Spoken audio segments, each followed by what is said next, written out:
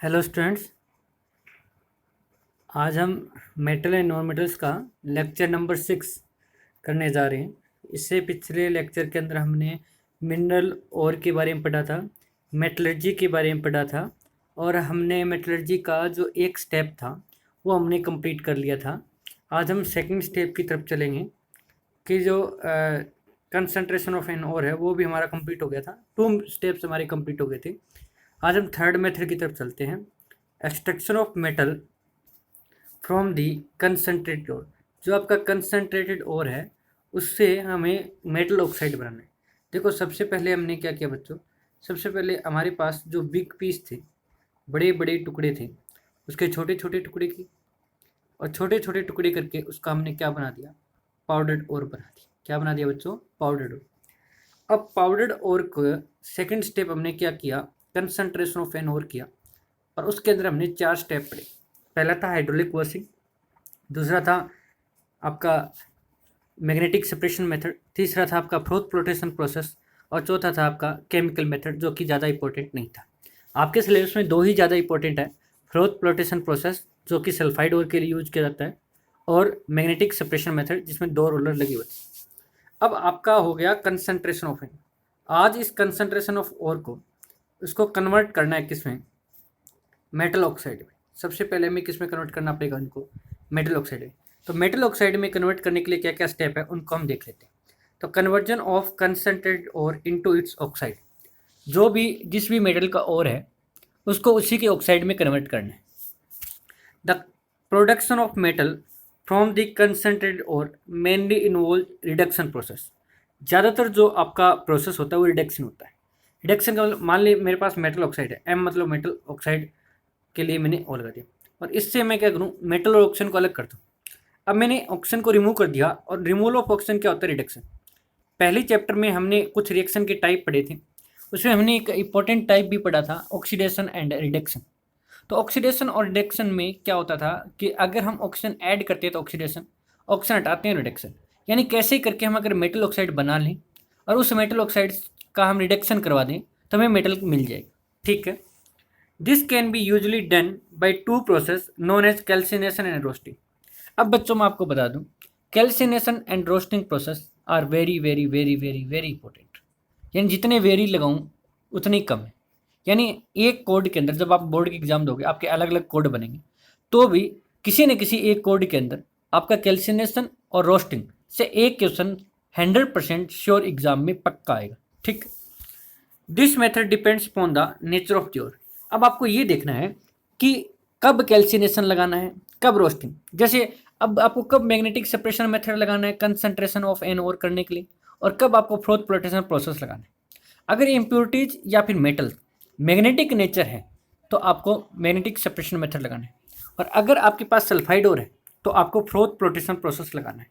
ठीक वैसे ही डिपेंड करेगा कि कब कैल्सिनेशन लगाना है और कब रोस्टिंग लगाना है। कैल्सिनेशन और रोस्टिंग से हम कंसंट्रेशन ऑफ एन ओर को मेटल ऑक्साइड में कन्वर्ट कर देंगे और फिर हम उसके बाद क्या करेंगे, ऑक्साइड को मेटल में कन्वर्ट करेंगे। किसके द्वारा? हम रिडक्शन प्रोसेस के द्वारा उसको कन्वर्ट कर देंगे। ठीक है। तो चलिए पढ़ लेते हैं कैल्सिनेशन और रोस्टिंग क्या होता है। तो conversion of ore into metal oxide में पहला प्रोसेस हमारा कैल्सिनेशन।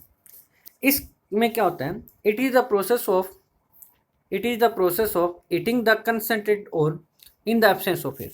अब कई बच्चे कहेंगे कि किसी को हीट करेंगे या किसी को हम जलाएंगे तो आपके पास एयर की ज़रूरत होती है, ऑक्सीजन की ज़रूरत होती है, एयर के अंदर ऑक्सीजन होती है, तो आप यहाँ पे लिमिटेड सप्लाई ऑफ एयर कर सकते हो।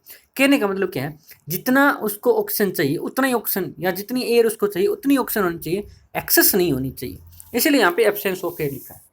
The calcination process is used for the flowing change. इसमें क्या क्या चेंज आता है? टू कन्वर्ट कार्बोनेट और इनटू मेटल ऑक्साइड। सबसे पहले किसके लिए लगेगा बच्चों? ये कार्बोनेट ओर के लिए लगेगा। यानी जिस ओर के अंदर आपका CO3 है, जिस ओर के अंदर CO3 है उनके लिए लगेगा। To remove water from the hydrated ions, hydrated ores. यानी आपके पास ऐसा भी होता है कि जैसे हम कोई वॉशिंग करके लेके आए हैं या किसी अन्य मेथड से मॉइस्चर है या फिर उसके अंदर कुछ वाटर के मॉलिक्यूल जुड़े हुए हैं किसी भी रूप से, उसको हम रिमूव करेंगे। To remove volatile impurities from the ore. Volatile impurity मतलब ऐसी इम्प्योरिटी जिसके वेपर बनते हो, तो उनको भी हम क्या करेंगे, रिमूव करेंगे। तो बच्चों समझ में आया। आपको 2 लाइन तो बहुत इंपॉर्टेंट है, वो ध्यान रखनी है। कैल्सिनेशन मेथड कब यूज करेंगे? This method is use for carbonate ore. किसके लिए यूज करेंगे? Carbonate ore. और क्या बताया? In this method concentration of an ore is heated in absence of air, then the carbonate ore is converted into oxide। जैसे example, zinc carbonate था, इसको heat किया, जिंक ऑक्साइड प्लस क्या बन जाएगा? CO2। अब बच्चों अगर आपको एसिड बेस और साल्ट की, मैंने आपको एक बात बोली थी जब मैं रिएक्शन करवा रहा था, उस टाइम किसी भी बच्चे को अगर याद है, मैंने कहा था जब भी CO3 आ जाए तो एक प्रोडक्ट क्या बनेगा? CO2 बनेगा। अब अगर आपने ZCO3 के अंदर अगर आपने CO2 निकाल दिया तो क्या बच जाएगा? ZNO ही बच जाएगा। ठीक है, 3 ऑक्सीजन में से 2 ऑक्सीजन चला गया, ZNO, यानी कुछ नहीं था, जो आपको पहले बताया गया था उसी हिसाब से चलेगा। इसी प्रकार FeCO3, इससे आपका CO2 निकल जाएगा और एक प्रोडक्ट बनेगा। ये थोड़ा सा ध्यान करना है, ये आप FeO बना सकते हो। अब आप कहोगे जी आपने ऐसा क्यों नहीं बना? ये भी बनता है बच्चों, इसमें कोई दिक्कत नहीं है। अगर मैं ये CO2 निकालूं, C से C कैंसिल हो गया, Fe, 3 ऑक्सीजन में से 2 जाएंगे, 1 हो, तो FeO भी बनता है। बट एक प्रोडक्ट आपका Fe2O3 बनता है। FeO लिखोगे तो भी कोई गलत नहीं होता है वैसे, ठीक है, क्योंकि कुछ केस में आपका FeO भी बनता है। समझ में आया बच्चों? कर लोगे यहाँ तक। कैल्सिनेशन क्या होता है? कार्बोनेट और के लिए यूज होता है, जिसके अंदर मतलब CO3 होता है, उसके लिए यूज करते हैं। और क्या करते हैं? इसको एब्सेंस ऑफ एयर में हीट करते हैं। हीट करते हैं तो क्या मिलता है हमें? मेटल ऑक्साइड मिलता है। ठीक है, चलिए हम बढ़ते हैं नेक्स्ट है रोस्टिंग। रोस्टिंग किसके लिए यूज किया जाएगा? This process is use for sulphide ore. ये तब यूज किया जाएगा जैसे सल्फाइड ओर के लिए कंसंट्रेशन ऑफ एन ओर का मेथड कौन सा था? फ्रोथ एप्लोटेशन है प्रोसेस। वैसे ही सल्फाइड ओर के लिए मेटल ऑक्साइड में कन्वर्ट करने के लिए कौन सा रहेगा? रोस्टिंग रहेगा। ठीक है, it is the process of heating the concentrated ore strongly in presence of excess of air. वहाँ पे लिमिटेड सप्लाई ऑफ एयर या एब्सेंस ऑफ एयर लिखा था, यहाँ पे लिखेंगे excess of air. This process is use for, इतना ही डिफरेंस है एक तो, कि वो एब्सेंस ऑफ एयर में हीट करते हैं, ये एक्सेस ऑफ एयर में हीट करते हैं। This process is use for converting sulphide ore into metal oxide, और उसमें कार्बोनेट ओर था। In this process the following changes takes place. सबसे पहले तो जैसे कार्बोनेट और ऑक्साइड में कन्वर्ट हुआ, वैसे सल्फाइड और कन्वर्ट हो जाएगा ऑक्साइड के अंदर। दूसरा, मॉइस्चर रिमूव हो जाएगा, वोलेटाइल इंप्योरिटीज क्या हो जाएगी? रिमूव हो जाएगी। बाकी तो सारा सेम ही। ठीक है, अब जैसे आपका देखिए मर्करी सल्फाइड HGS है, इसको ऑक्सीजन में जलाया, तो इस तरह से लिखनी है आपको रिएक्शन में। यहाँ नीचे लिख देता हूँ, वो थोड़ा कम था गैप वहाँ पे। ऑक्सीजन, तो क्या होगा? जब ऑक्सीजन ऐड होगा तो ऑक्सीडेशन होगी, तो मर्करी के अंदर एक ऑक्सीजन जोड़ देते हैं, और सल्फर ऑक्सीजन के साथ जुड़कर क्या बना लेगा? SO2 बना लेगा। ठीक है, इसी प्रकार आयरन पायराइट होता है वैसे इसका नाम, वैसे आयरन सल्फाइड होता है केमिकल नेम तो FeS2। इसको भी अगर ऑक्सीजन में जलाओगे तो आपका Fe2O3 SO2 बनेगा। यानी कैसे करके हमें क्या बनाना है? ये जो CO2 होती है और SO2, CO2 कैल्सिनेशन में निकली, ये गैस थी, बाहर आ जाएगी। SO2 भी गैस होती है, ये हमें रोस्टिंग प्रोसेस में मिली, ये भी क्या आ जाएगी बच्चों? बाहर आ जाएगी। ठीक है, कर लोगे इस तरह से। Next, calcination is used for hydrated and carbonate ores and roasting is used for sulphide ore. आपको ये थोड़ा सा नोट दिया गया है, वैसे एग्जाम्पल लिखा दिया गया है कि जो कैल्सिनेशन है वो किसके लिए यूज किया जाता है? हाइड्रेटेड एंड कार्बोनेट ओर के लिए, और रोस्टिंग प्रोसेस का भी यूज किया जाएगा, सल्फाइड ओर के लिए यूज किया जाएगा। ठीक है, अब हम बात करते हैं conversion of metal oxide into metal. अब हमने मेटल ऑक्साइड बना दिया, अब इससे क्या रिमूव करना रह गया? ऑक्सीजन। और ऑक्सीजन को रिमूव करने का प्रोसेस क्या होता है? रिडक्शन। यानी हमें मेटल ऑक्साइड से क्या बनानी है बच्चों? मेटल बनानी है। मेटल ऑक्साइड से क्या बनानी है? मेटल बनानी है। ठीक है, देखते हैं क्या होता है। The metal oxide formed after calcination roasting is convert into metal by reduction. जैसे हमने कैल्सिनेशन प्रोसेस लगाया, रोस्टिंग प्रोसेस लगाया, उससे हमने मेटल ऑक्साइड बनाया, उस मेटल ऑक्साइड से क्या बनाना है? मेटल, और उसके लिए हमें क्या करना पड़ेगा? रिडक्शन। उनके लिए हमें क्या करना पड़ेगा? Reduction. The metals can be grouped into following 3 categories on the basis of their activity. अब डिपेंड करता है कि आप किसकी रिडक्शन करा रहे हो, यानी कौन से मेटल ऑक्साइड की रिडक्शन करा रहे हो। लोअर रिएक्टिविटी की, ऐसी मेटल्स जो मीडियम रिएक्टिविटी होती है, ऐसे मेटल्स जिनकी हाई रिएक्टिविटी होती है। अब आपको पता कैसे चलेगा कि कौन सी मेटल की रिएक्टिविटी लो है, कौन सी मेटल की रिएक्टिविटी मिडिल है, और कौन सी की रिएक्टिविटी हाई है? तो आपको मैंने एक रिएक्टिविटी सीरीज बता रखी है, उस रिएक्टिविटी सीरीज से ही पता चलेगा कि कौन सी मिडिल है में आती है, कौन सी लो में आती है, और कौन सी मेटल आपकी हाई में आती है। ठीक है, तो सबसे पहले हम बात करते हैं द डिफरेंट स्टेप आपके इन्वॉल्व होते हैं सबसे पहले आता है रिडक्शन बाय हीटिंग। सबसे पहले क्या आता है बच्चों? Reduction by heating. आपके पास हीट कर देना है, ठीक है।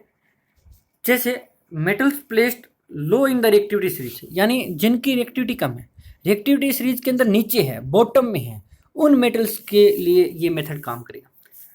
दे can be obtain from their oxide by simply heating. जैसे अभी हमने मर्करी सल्फाइड से मर्करी ऑक्साइड तो बना लिया, अब मर्करी ऑक्साइड बना लिया, इसको हम कुछ नहीं करना, हीट करना है। तो मर्करी अलग हो जाएगी और ऑक्सीजन क्या हो जाएगा? अलग हो जाएगा। मर्करी अलग हो जाएगी, ऑक्सीजन अलग हो जाएगा। इस प्रकार से जो बनेगा वो हमारा सिंपल रिडक्शन बाय हीटिंग होता है। और ये कौन से मेटल के लिए यूज करेगा? ध्यान रखना, जो रिएक्टिविटी सीरीज में नीचे होते हैं, जिन मेटल की रिएक्टिविटी बहुत ही कम होती है, उनके लिए ये मेथड लगेगा, ठीक है।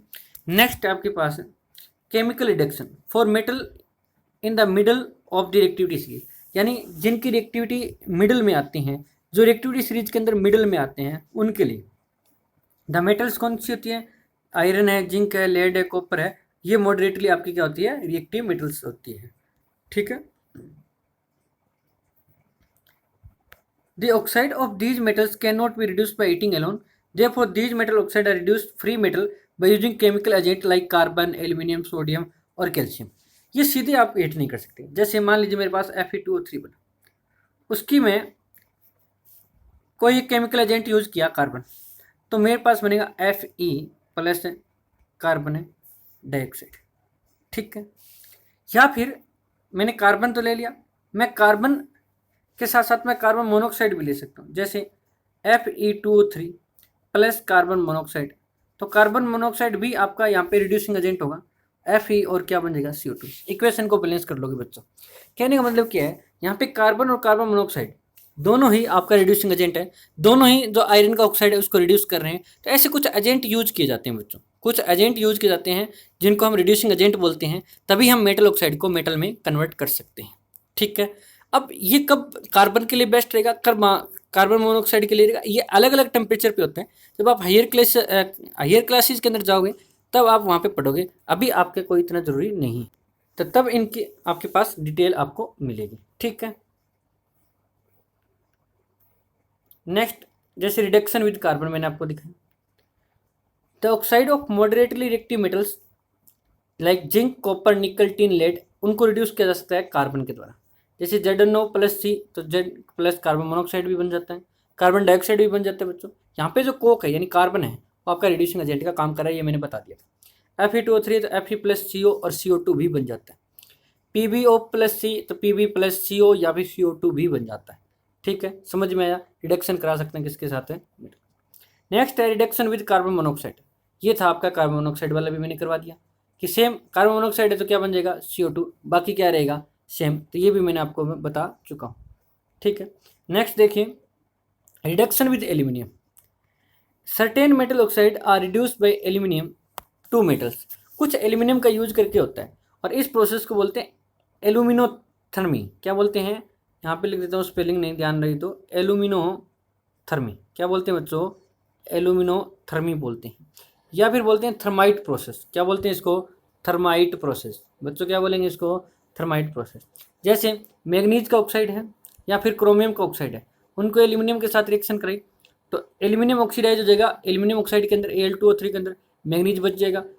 क्रोमियम ऑक्साइड के एल्यूमिनियम के साथ रिएक्शन कराई तो आपका ऑक्सीजन हट जाएगा, ओनली क्या बच जाएगा? क्रोमियम। और एल्यूमिनियम ऑक्सीजन के साथ रिएक्शन करके क्या बना लेगा? Al2O3। इक्वेशन को बैलेंस करना आपका खुद का काम है, ये आप होमवर्क भी कह सकते हो कि इन इक्वेशन को आपको क्या करना है? बैलेंस करना है, यही आपका होमवर्क है, ठीक है बच्चों। तो कुछ ऐसे भी हैं जिन मेटल ऑक्साइड को रिड्यूस करने के लिए आपको कोक की जरूरत पड़ती है, कुछ ऐसे भी मेटल ऑक्साइड हैं जिनको रिड्यूस करने के लिए कार्बन मोनोऑक्साइड की जरूरत पड़ती है, कुछ मेटल ऑक्साइड ऐसे भी हैं जिनको रिड्यूस करने के लिए एल्यूमिनियम मेटल की जरूरत पड़ती है। जैसे मैग्नीज ऑक्साइड था, क्रोमियम ऑक्साइड था, उनकी रिडक्शन करवाने के लिए हमें एल्यूमिनियम मेटल का सहारा लेना पड़ा और उन प्रोसेस को हम एल्यूमिनोथर्मी बोलते हैं। और इस रिएक्शन को या इस प्रोसेस को हम थर्माइट प्रोसेस बोलते हैं, इस रिएक्शन को हम थर्माइट रिएक्शन बोलते हैं। नेक्स्ट आता है आपके पास है reduction of highly reactive metals. ऐसे जिनकी रिएक्टिविटी बहुत ज़्यादा है, जो रिएक्टिविटी सीरीज के अंदर टॉप पे आते हैं, उन मेटल्स का अगर रिडक्शन कराना हो, उनको अलग से करना हो, तब आपके पास रिडक्शन बाय इलेक्ट्रोलाइसिस या फिर इलेक्ट्रोलाइटिक रिडक्शन, इसको बोलते हैं इलेक्ट्रोमेटलर्जी। इसमें क्या होता है बच्चों, इसको थोड़ा ध्यान से सुन लेते हैं, ठीक है। The oxide of active metal, बोला ना, जो आपके एक्टिव मेटल्स हैं यानी जिनकी रिएक्टिविटी ज़्यादा है, जो हाइयर पर एक्टिविटी स्टेज में are very stable and can not reduce by carbon और एल्यूमिनियम, उनको हम ऐसे नहीं कर सकते। These metals are commonly extracted by the electrolysis of their fused salt using stable electrodes. This is also called electrolytic reduction, that is reduction by electrolysis. इसको मैं आपको थोड़ा सा और डिटेल में बताता हूँ, ठीक है। देखिए हम यहाँ पूरी जगह यूज कर लेंगे, कोई बात नहीं। देखिए क्या करना है, इसके अंदर हमें एक कंटेनर लेना होता है। क्या लेना होता है बच्चों, एक कंटेनर लेना होता है। इस कंटेनर के अंदर दो रोड लेनी होती है। एक रोड लेनी होती है थिक, एक रोड कौन सी लेनी होती है, थिक रोड लेनी होती है, और एक लेनी होती है थिन रोड। एक कौन सी होती है, थिन रोड, ठीक। जो आपकी थिक रोड होती है, जो बच्चों आपकी जो थिक रोड होती है, वो जो होती है वो आपकी इम्प्योर, जो आपकी कह सकते हो, सॉरी, इसमें आपको सीधा ही करना है बच्चों। ये मैंने आपको मेटलर्जी का जो रिफाइनिंग है वो बता दिया।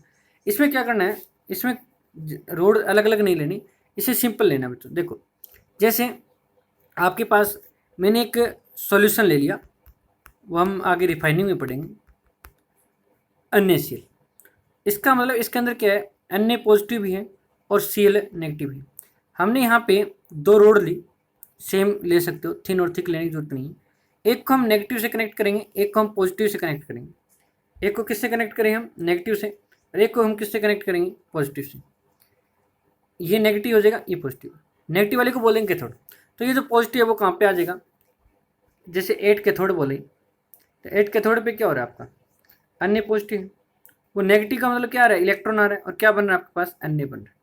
और अगर हम बात करें एट एनोड की, अगर हम बात करें एट एनोड की, कि एनोड पे क्या हो रहा है, एनोड की बात करें, एट एनोड, एनोड पे आपकी जो क्लोरीन गैस है वो जा रही है, यानी Cl negative, Cl negative Cl में कन्वर्ट हो जाएगा। इसका मतलब ये इलेक्ट्रॉन क्या करेगा, लॉस करेगा। तो आज तरह से आप उनके साल्ट सॉल्यूशन से आप क्या कर सकते हो, मेटल को अलग कर सकते हो। जैसे पोटाशियम है, सोडियम है, एल्यूमिनियम है, ये आपके हाईली रिएक्टिव मेटल्स है, ये रिएक्टिविटी सीरीज के अंदर टॉप पे आती है, उनके लिए ये मेथड यूज किया जाता है। इसमें से इलेक्ट्रिसिटी पास करवाई जाती है। तो जो आपकी मेटल्स होती है वो नेगेटिव जो टर्मिनल होता है, यानी जिस रोड की तरफ है जाएगी, कौन सी रोड की तरफ है, जिस रोड की तरफ जाएगी, जो रोड आपकी नेगेटिव टर्मिनल बैटरी से कनेक्ट होगी, यानी कैथोड की तरफ जाएगी, ठीक है। और जो नेगेटिव चार्ज होगा वो किसकी तरफ जाएगा, एनोड की तरफ जाएगी। इस तरह से आप रिएक्शन भी लिख सकते हो, ठीक है बच्चों। तो इस तरह से आप इनको देख सकते हो। अब जैसे मैंने यहाँ पे एग्जांपल दिखा रखा है एल्यूमिनियम ऑक्साइड का। अब जैसे एल्यूमिनियम ऑक्साइड लिया, तो एल्यूमिनियम ऑक्साइड में क्या था, कैथोड पे रिडक्शन होगी और एनोड पे ऑक्सीडेशन होगी। अच्छा, गेन ऑफ इलेक्ट्रॉन होती है रिडक्शन, जैसे सोडियम ने इलेक्ट्रॉन गेन किया वो होती है रिडक्शन। एनोड पे होती है ऑक्सीडेशन, और ऑक्सीडेशन होती है लॉस ऑफ इलेक्ट्रॉन। जैसे आप ये पढ़ा ना, एडिशन ऑफ ऑक्सीजन ऑक्सीडेशन होती है, वैसे लॉस ऑफ इलेक्ट्रॉन भी ऑक्सीडेशन होती है, और गेन ऑफ इलेक्ट्रॉन रिडक्शन होती है। इसलिए कैथोड पे हमेशा रिडक्शन होगी, एनोड पे हमेशा ही क्या होगी, ऑक्सीडेशन होगी। इसके अंदर जो एल्यूमिनियम 3 पॉजिटिव था वो 3 इलेक्ट्रॉन गेन करेगा और क्या बना लेगा, एल्यूमिनियम।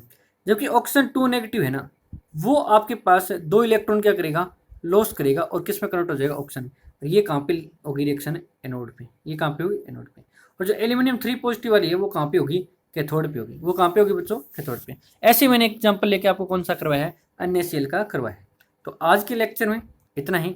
कल फिर नए लेक्चर के साथ आपके सामने, आपको एक नए टॉपिक के साथ आपसे मिलेंगे। तब तक के लिए थैंक यू।